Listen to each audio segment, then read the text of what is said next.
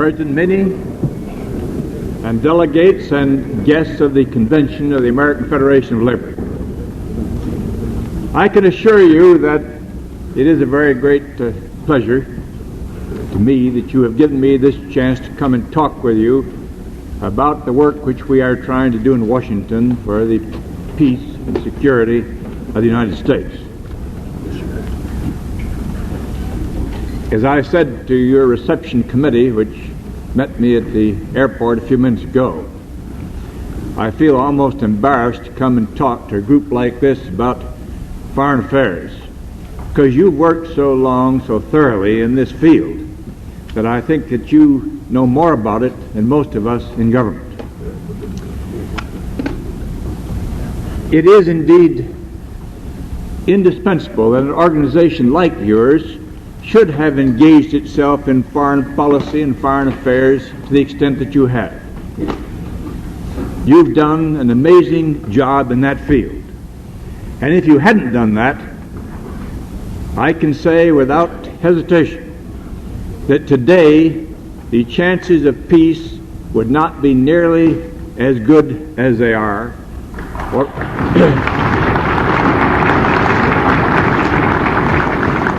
nor would we have the good fighting chance that we have to preserve values which are even more important than peace itself. You and your leaders have been in this battle where the struggle has been most intense, and you've gained an experience and a wisdom, and you have possibilities of action which indispensably supplement those of government. Now, as I've suggested, I would much rather listen here than talk, as I listened to President Meany a few days ago when he was good enough to stop and talk with me in Washington after he'd come back from Europe. I'm going to have a chance, I hope, at luncheon with some of your leaders to do some listening. However, since you've asked me during this period to talk, I shall do the best that I can. And I will first of all try to give you an estimate of some of the critical problems with which your government is actively dealing at this time. And after I finish that first part of my talk, then I want to go on and talk about some of the more basic overall problems of how to rout the communist menace, and that's an area where the workers of America can play a principal role. Korea was a matter of first concern. The armistice negotiations, which have been going on for a year and a half, had come to a standstill, and the fighting was going on, taking a steady toll of the lives of American soldiers and of others under the United Nations command. And there was growing a public demand that something had to be done, and that unless an honorable armistice had been achieved, that the fighting should be enlarged. We did achieve an armistice. The future, naturally, is still obscure, but at least the fighting has stopped, the aggression ended. Most of our men who were prisoners have been returned, about 3,600, and we shall do all that is humanly possible to ensure that all are returned. A political conference is, as you know, in prospect, designed to turn the armistice into a permanent peace. That political conference supposedly was to have been convened before the 28th of October. At the moment, the Chinese communists seem to be pursuing tactics of delay. I've been witnessing that at the United Nations, which I just left day before yesterday. But we believe that with steadfastness on our side, we can still bring that political conference into existence, and that there is a good chance that stable peace will come out of it. I can pledge you that we shall do all that we can to assure this. And I'm glad to say that in this matter now our allies are united with us, and at this session of the United Nations, which began 10 days ago, we presented a united front. In Indochina, the war still goes on. And there's been danger that the resistance to communist aggression there would collapse, with resultant jeopardy to our vital interests in the Western Pacific. Many of the people of Indochina had been persuaded that their choice was between colonialism and communism. And a choice between two forms of subjection never gives rise to much enthusiasm or to much willingness to sacrifice and to die. But now the French, by their declaration of the 3rd of July last, have made clear their intention to grant full independence to the associated states of Indochina as these states desire it. And the French are in process of implementing that declaration now in consultation with the states concerned. And there's every evidence that they are doing so, that the French are doing so in complete good faith. And so now the character of the war becomes transformed. The United States can now in good conscience contribute substantially in money and material to the successful conclusion of this war, which has now become more truly a war of independence. And if the Chinese communists pursue this war under present circumstances, the aggressive character of their operation will be fully and starkly exposed. Let me speak of Iran. In the Middle East, it seemed that Iran might become the gateway for a Soviet communist seizure of the world's largest oil reserves. Reserves which provide a livelihood to several Middle Eastern and Near Eastern states, and which help to sustain the air, the naval, and the land defenses of the Mediterranean and of Western Europe. But the people of Iran, who have learned a good deal from living next door to Russian ambitions, the people of Iran rose up loyally to the Shah to prevent the illegal retention of power by a regime which was becoming increasingly identified with the Communist Party in Iran. And now there will be a new opportunity for Iran to tackle its internal problems and to strengthen its ties with the other free nations. In Europe, the program for a European community had bogged down. And that result carried with it the continuance of the ancient division between France and Germany, out of which in the past wars have so often come. But now the plans for European unity are moving ahead.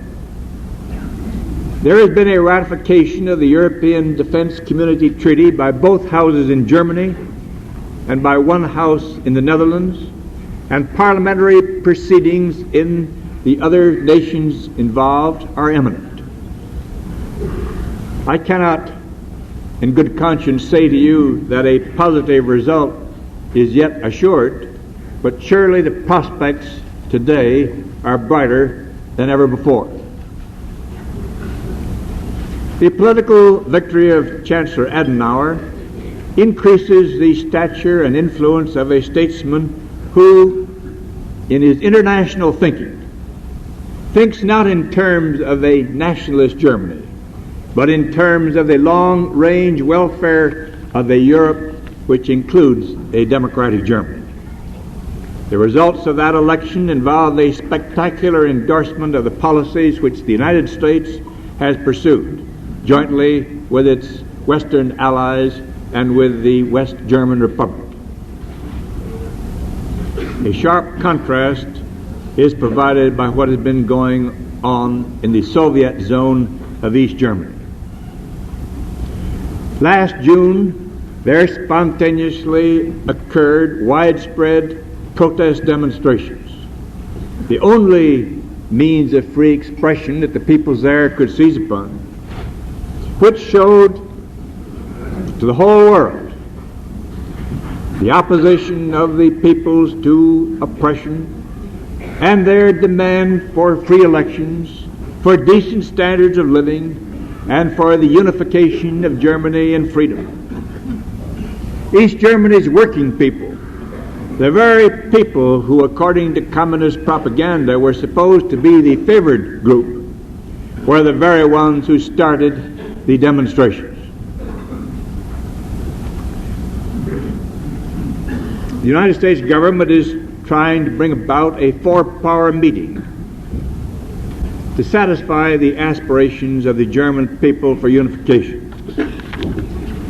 The British, the French, and ourselves sent to the Soviet Union an invitation to a four-power meeting of foreign ministers, which we propose to be held October 15th. We sent that invitation on September 2nd, and the invitation still remains unanswered. But we still are hopeful that there may be an affirmative reply. We've been trying in some measure to alleviate the physical suffering of the East Germans through a food program for Berlin, which you're very familiar with. And President Eisenhower, just yesterday I think it was, asked the American people to help out with clothing for the people of East Germany during the coming winter.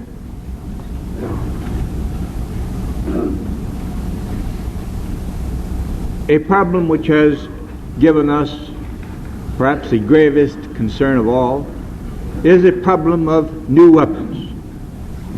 The forces of destruction, largely expressed in terms of atom and hydrogen bombs, are being developed on such an appalling scale with ever-increasing scope of destructive power that their existence threatens the survival of civilization as we know it. And furthermore, the possibility of setting these destructive forces into motion may be possessed by rulers who, as communists, openly repudiate the restraints of moral law. That combination is an ultimate in peril which mankind has never had to face before. What do we do? Well, there are some things that we don't do. The response is not to cringe. The response is not to become panicky. What the situation calls for is a hardening of our resolve to dispose of the present wars and of the present causes of war, and to move on into a system where we can have an effective control of these means of destruction. Now, these things are easier to talk about than they are to do.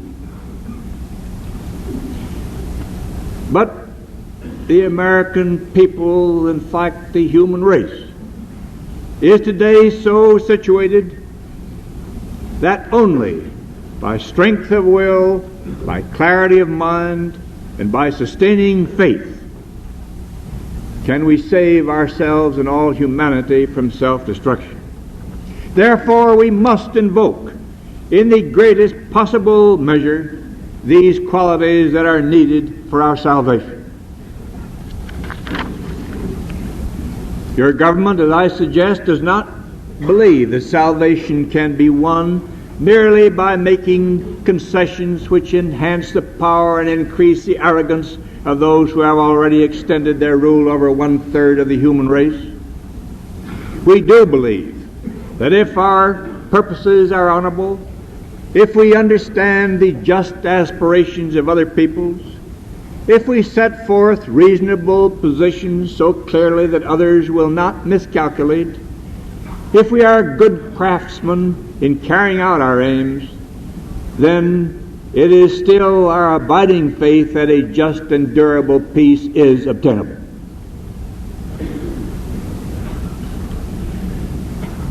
At the United Nations last week, in opening the so-called general debate, I set forth the overall policies of the United States, particularly in relation to the Soviet Union. That position of the United States is clear. We are willing, more than willing, we are eager to deal with each of the principal situations which cause international tension, such situations as that of Germany, Austria, Korea, Indochina, and the burden of armament.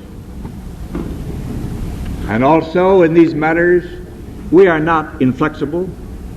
We claim no monopoly of wisdom or of virtue. We recognize that we can learn from others, and we are prepared to do so. We appeal to the Soviet government to meet us in an effort both to control armament and to eliminate the situations which might bring that armament into operation. 4 days after I spoke, last Monday, the head of the Soviet delegation replied, but to our great disappointment, what he said consisted merely of a repetition of the old refrains, bits picked out of prior speeches running back to 1946. There was nothing whatever that was new or hopeful.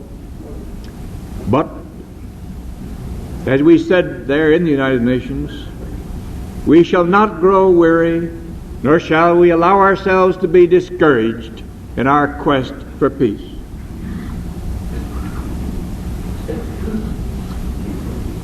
Before passing on to what I referred to as the second phase of my remarks here, I want to point out that in our handling of foreign affairs, to which I've referred, there has been bipartisan cooperation between the executive and the Congress.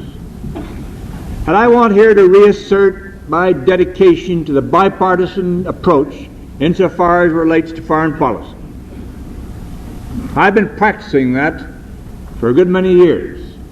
In fact, I've been practicing it ever since I worked with Woodrow Wilson. The United States can only be successfully served by foreign policies which command the support of the American people generally and of their representatives of both parties in the Congress of the United States.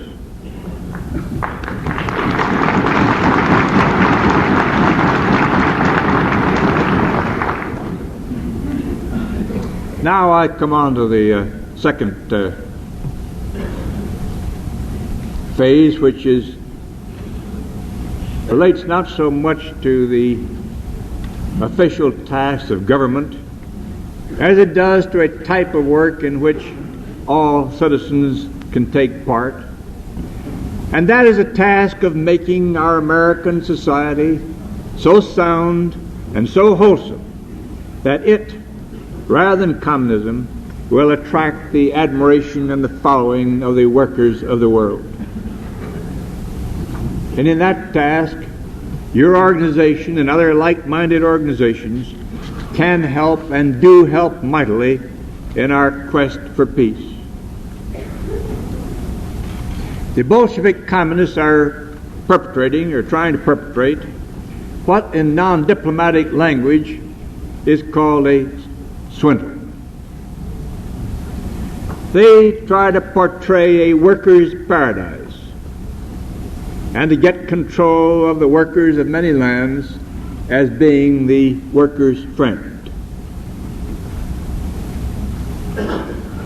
And it is a matter for serious concern that it is primarily by such methods that the communism has made its enormous gains. Since 1939, the Bolshevik communists have extended their grip over some 600 million additional people of some 15 other countries. In no case has this come about through the peaceful, voluntary choice of the peoples concerned, but the coercion that was applied was in no case the coercion of open military conquest, although in some cases the fear of that was a potent influence. The actual method of operation has been primarily to seize political power from within. Sometimes that has been done by civil war. Sometimes it has been done by a sudden political stroke. But in all cases, their success was largely due to the fact that the communists had previously won positions of control in what they commonly refer to as mass organizations. And I don't have to tell you that one of their primary targets is, of course, the labor unions. The professional communist agitators, largely working in secret, have sought to persuade the dissatisfied workers that a communist government would greatly improve their lot. The demonstrated capacity of communism to extend its sway by this falsehood is a dangerous fact. It means that the United States might be encircled, penetrated, and perhaps even overcome without the Soviets ever having to fight us in open battle. And indeed, Stalin often boasted that our defeat would come about precisely in that way. No task is more important than that of exploding the communist myth. That surely should be possible. Indeed, you in your worldwide efforts have proved that it is possible. And as President Meany, I think, pointed out, what happened in East Germany is certainly a big step toward a dramatic explosion of the myth of a communist paradise. The facts of what actually exists behind the Iron Curtain, those facts are all in our favor. The Russian worker is the most underpaid, overworked person in any modern industrial state. He is the most managed, checked, spied on, and unrepresented worker in the world today. He has, yes, full employment because the prison camps see to that. He earns his pay through a piecework system which would make the authors of the Taylor-Bedaux system gape with envy. Legally, the Russian worker is not allowed to leave his job and to shift to another job because he is bound to his job by his labor book, and that is his only pass to future work. In Moscow, the capital and the show place of communism, the average worker's apartment has 12 persons living in it. The average living space per worker is about 6 feet by 7. Whole families must live in one room, and they share a bath and a kitchen with 3 or 4 other families in adjacent rooms. Prices are so high that for most workers only bare existence can be paid for. I obtained some figures, and I hesitated about using them here because I know that the story is a very familiar one to most of you.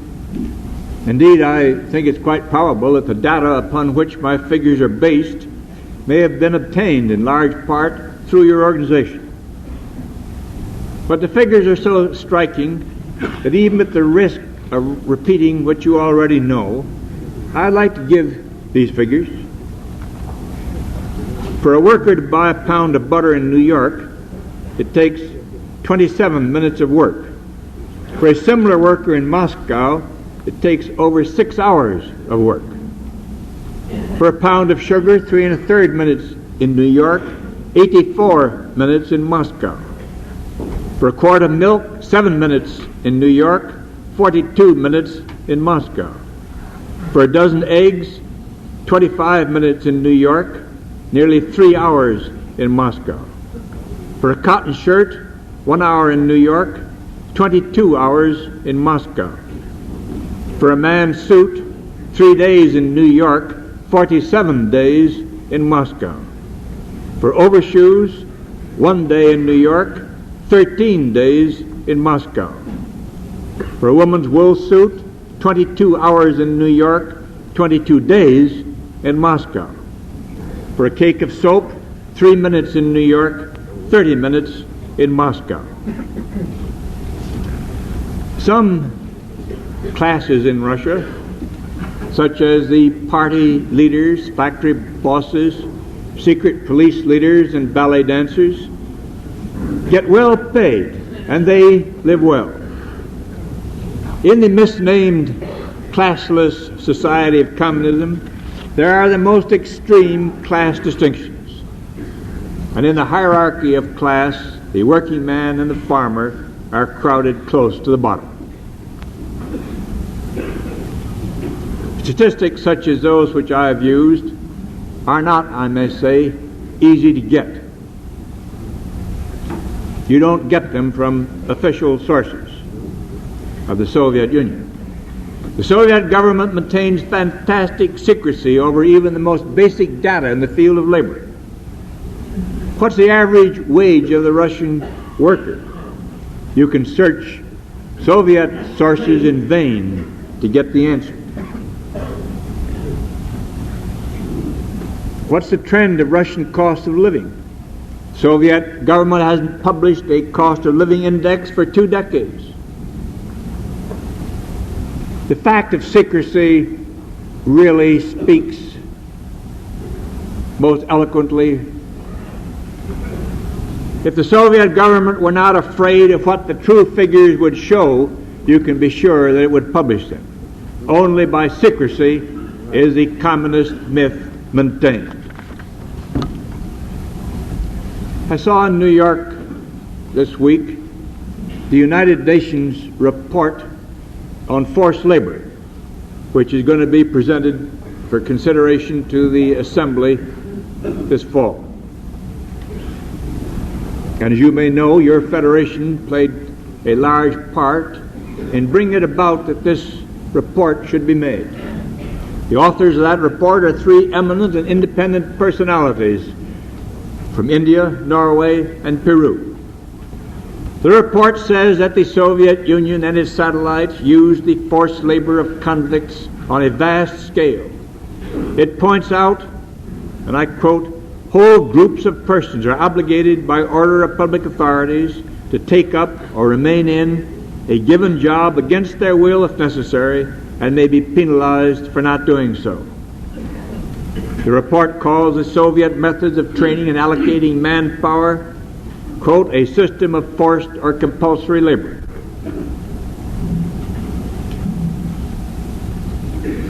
And why do not the labor unions of Russia do something to improve these conditions? The answer, as you of course know, is that the Communist Union is simply the largest company union that there is in the world.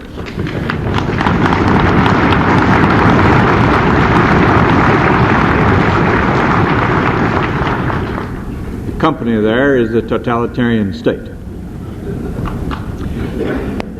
Now here's a statement I read to you. Trade unions, which by nature are designed to safeguard workers' rights, have become in fact the organs of official communist control and oppression. Membership is obligatory. Meetings are rubber stamps for resolutions dictated from above, and objections cannot conceivably be raised. In short, the trade union is a mechanism for exacting the greatest amount of labor out of the worker. That statement was given to me day before yesterday by Dr. Marek Korovets, who came to the United Nations as a member of the communist delegation of Poland and who took that chance to seek asylum in a land of freedom.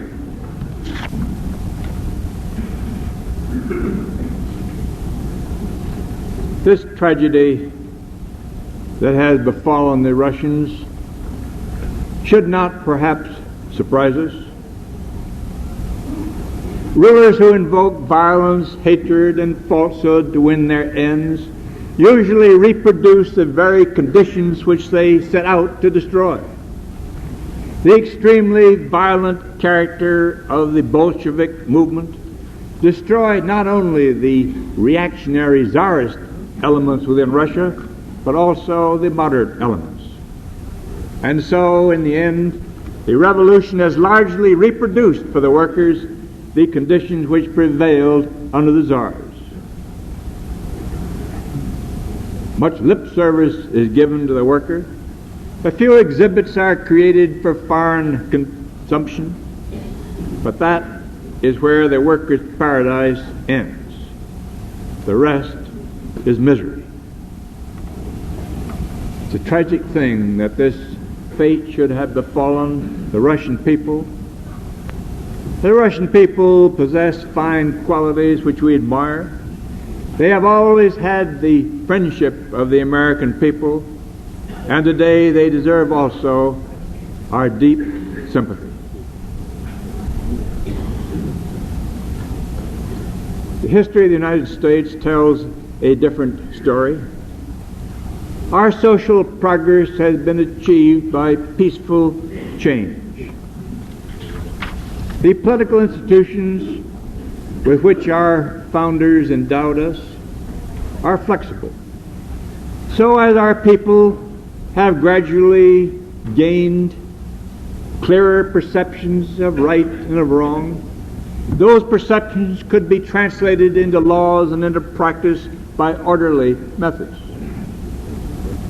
Under that system, social and economic changes that have occurred in this country have really been immense. Human beings have less and less been treated as mere tools of production. There has been developing here an increasing sense of social responsibility. No longer can the social order be described as each for himself and the devil take the hindmost. Social security has rapidly expanded in scope. Graduated income and inheritance taxes bring about a very considerable distribution in accordance with need. Average hours of labor have steadily been reduced, and hours of leisure correspondingly increased. Wages, not only in terms of dollars, but in terms of effective purchasing power, have tended to increase. This has been possible primarily by cooperation between labor, management, and capital to use the inventive capacity of a free society to improve steadily the tools and means of production. Now, I do not pretend that the situation is perfect, and you know well that it is not perfect. Injustices and inequalities remain. There are still those who are underprivileged. Intolerance and bigotry still survive. And these defects we naturally emphasize as we strive here at home for ever better things. But from the standpoint of foreign relations, the status which has been won for the workers of America is a tremendous asset. What the communists pretend, we do. We Americans, when we face the outer world, can do so proudly.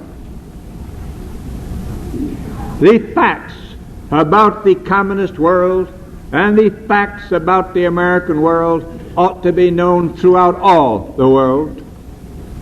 And if they were, then the communist menace would recede. Then Soviet power, which uses communism as a Trojan horse, would go back to where it belongs, that is, Russia.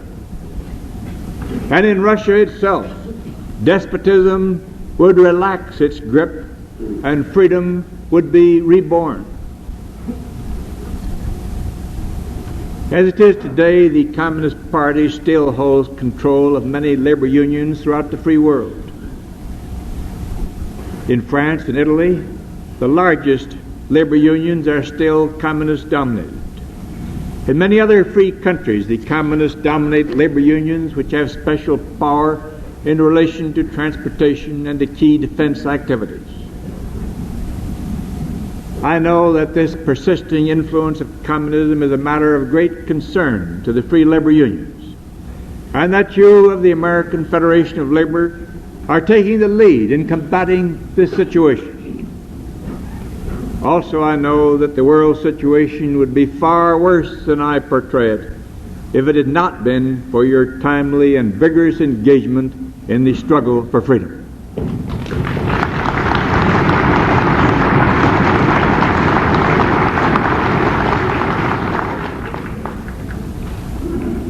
You have done more than any other single body to explode the communist myth.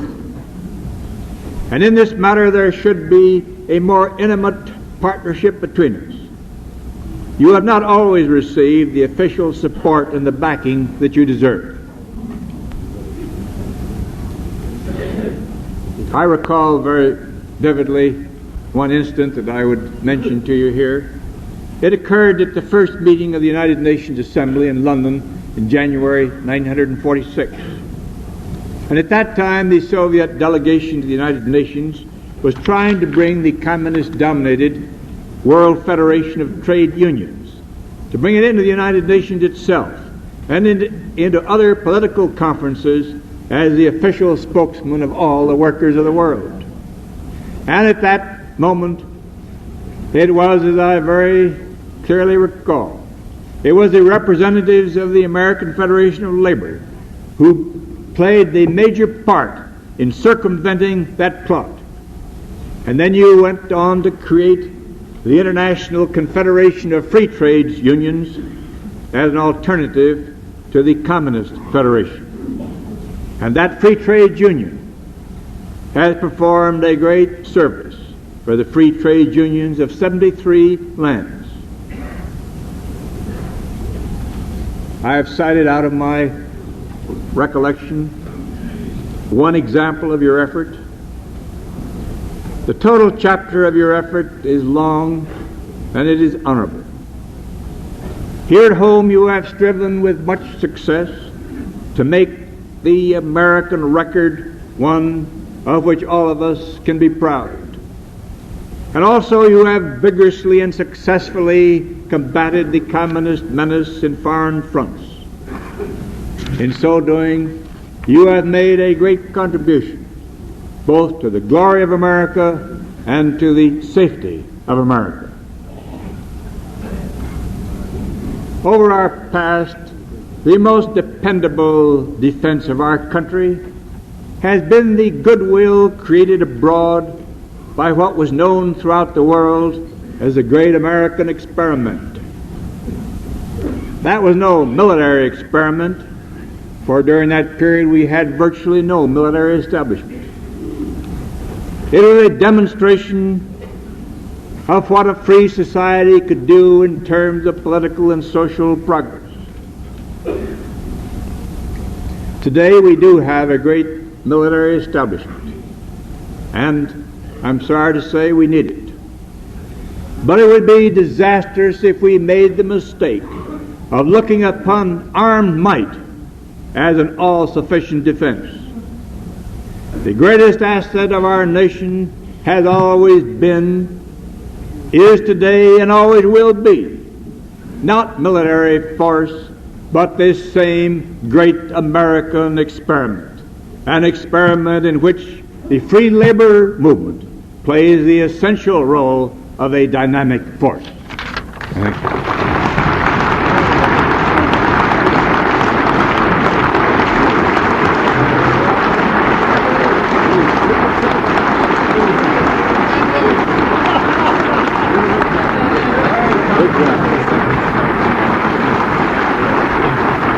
Thank you very much.